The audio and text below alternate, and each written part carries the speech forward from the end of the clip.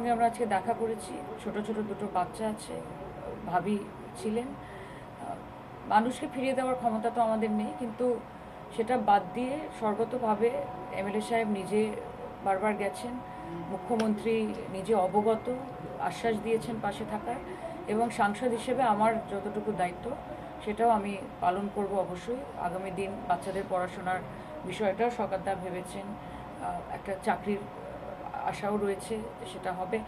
আমরা পাশে থাকব, রাজ্জাক ভাইয়ের পরিবারের পাশে আমরা থাকব, এবং ভাঙড়ের যে এই সন্ত্রাসের যে রাজনীতি, আমার মনে হয় যে এটা নিয়ে খুব স্ট্রিক্টলি কলকাতা পুলিশ প্রশাসন সবাইকে মুভ করতে হবে, এবং ভাঙড় মানেই যে সবার মনে একটা ভয়ের সঞ্চার, এই ভয়টাকে আগামী দিন কাটাতে হবে।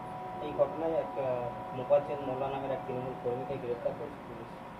আমি মনে করি যে যারা এই জঘন্যতম নিকৃষ্ট মানের ঘটনা ঘটিয়েছে তাদের কঠোরতম শাস্তি হওয়া উচিত, এবং রঙের ঊর্ধ্বে গিয়ে, বর্ণের ঊর্ধ্বে গিয়ে, ধর্মের ঊর্ধ্বে গিয়ে, জাতের ঊর্ধ্বে গিয়ে, পলিটিক্যাল পার্টির ঊর্ধ্বে গিয়ে এই গোটা বিষয়টাকে কিন্তু খুব সিরিয়াসলি এবং আনবায়াসডভাবে ইনভেস্টিগেশনের আওতায় করতে হবে। অ্যাট দ্য সেম টাইম আমি মনে করি যে শুধুমাত্র মাস্টার মাইন্ডকে খুঁজে বার করলে হবে না।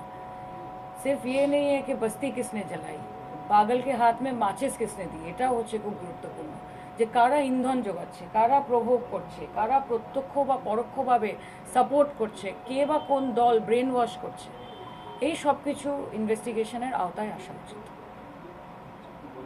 যিনি অ্যারেস্ট হয়েছেন তিনি তো তৃণমূল কর্মী, তিনি তৃণমূল অনেক বড় দল, আপনারাই বলেন, তাতে কোনো অসুবিধা নেই, কিন্তু যিনি অ্যারেস্ট হয়েছেন তিনি যেহেতু তৃণমূল কর্মী, তিনি কি দলের মধ্যে থেকেই দলের কোথাও কি কোনো সমস্যা তৈরি করা বা দলের যে ক্ষতি করা, হয়তো অন্য কোনো রাজনৈতিক দলের সঙ্গে হাত মেরে দেবে, সেটা অন্য বিষয়, কিন্তু দলের ক্ষতি করা এই চেষ্টা করছিলেন, কেন মানুষকে খুন করলেন। এরকম যার এরকম ক্রিমিনাল মাইন্ডসেট, সে তো দলকে গৌরবান্বিতও করতে পারবে না, দলকে বেনিফিটও করতে পারবে না। এবং আমি একটাই কথা বলছি, যে কোনো রকমের প্ররোচনা, প্রভোকেশন, এবং তার সঙ্গে কারা সাপ্লাই করছে, কারা হাতিয়ার যোগাচ্ছে, কারা টাকা যোগাচ্ছে, কারা প্রত্যক্ষ বা পরোক্ষভাবে ব্রেন ওয়াশ করছে, উস্কানিমূলক জিনিসপত্র করছে, সবটাকেই কনসিডার করতে হবে। যারা দলকে প্রকৃত অর্থে ভালোবাসে, আজকের রাজনৈতিক মতবিরোধ হতে পারে, সামাজিক মনোমালিন্য হতে পারে, বাকবিতণ্ডা হতে পারে, কিন্তু কতটা রাগ, কতটা হিংসে, কতটা শয়তানি বুদ্ধি বা জানোয়ার প্রবৃত্তি থাকলে একজনকে 5 রাউন্ড গুলি করার পর ওরমভাবে নৃশংসভাবে কোপানো হয়। কাজে এই মানুষটা সমাজের যে স্তরেই থাকুক, যে কোনো দলেই থাকুক, কোনোদিন কারো ভালো করতে পারেন না। দলের মতো উনি কিন্তু মির্জাফরের কাছে করছিলেন।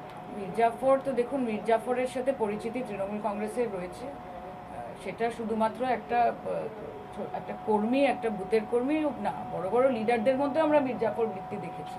মমতা বন্দ্যোপাধ্যায় খুব সুন্দরভাবে অবগত সেই সম্বন্ধে। ফিল্টার করতে হবে ভাঙড় তৃণমূল কংগ্রেসকে, শকাতদা এবং গোটা সমগ্র ভাঙড় তৃণমূল কংগ্রেস টিম যেই পর্যায়ে নিয়ে গেছে, মানুষের অ্যাকসেপ্টেন্স, সেটা আমরা ভোটের বাক্সে দেখেছি, যে মানুষের সমর্থন রয়েছে আমাদের সাথে। গুলি করে মেরে, বোমা দিয়ে উড়িয়ে মানুষের সমর্থন, মানুষের প্রাণ কেড়ে নেওয়া যেতে পারে, কিন্তু মানুষের সমর্থন তৃণমূলের প্রতি তুলে নেওয়া যাবে।